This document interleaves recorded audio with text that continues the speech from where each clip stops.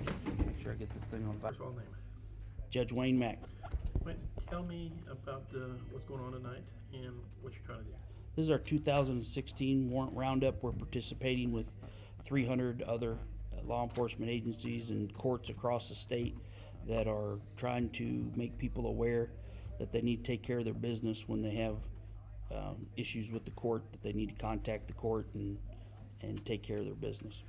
Tell me what you got. How many warrants out of this office right now?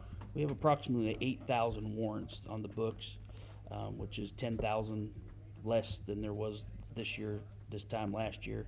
And tonight we have 500 defendants that over 8 different law enforcement agencies are running on, trying to find people that aren't taking care of their business when it comes to their dealings with the court. A lot of these have to do with defendants that have been given tickets because their license is suspended, and as a result they get driving while licensed invalid, and it just becomes a vicious cycle because they're not taking care of the contacting the court and taking care of their businesses.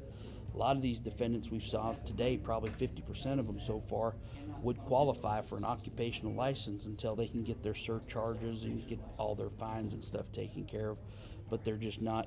If they would communicate with the court, this is information that we've known that they would know and we could help them with. We've given out a ton of occupational license packets tonight that people, if they would just talk to the justice court system, we're here to help people. We're not here to hurt anybody. What's it take to get an occupational license? You have to have a SR-22. You've had to have had a valid Texas driver's license, and there's an application that you have to fill out. You have to have a certified record of your driving record, and you have to be employed, or as a result of your family responsibilities have to to document why you have to have a license to drive.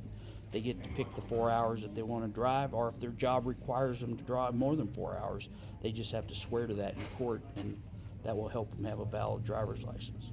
Now, what about someone going to work, say 8 to 5? They want to work morning, come home in the evening. How do they do that? They would stipulate the hours that they want to drive. So in other words, if they have to be to work at 8 and they leave at 7, then they could drive from 7 to 9 and drive home from 4 to 6. Now, what happens if they're caught with that thing at a different hours? Then there's penalties that can be assessed at that time. But most officers, if people are just trying, what if they had to work late that night? Most law enforcement officers are going to be very reasonable with folks if people will just communicate and tell the truth.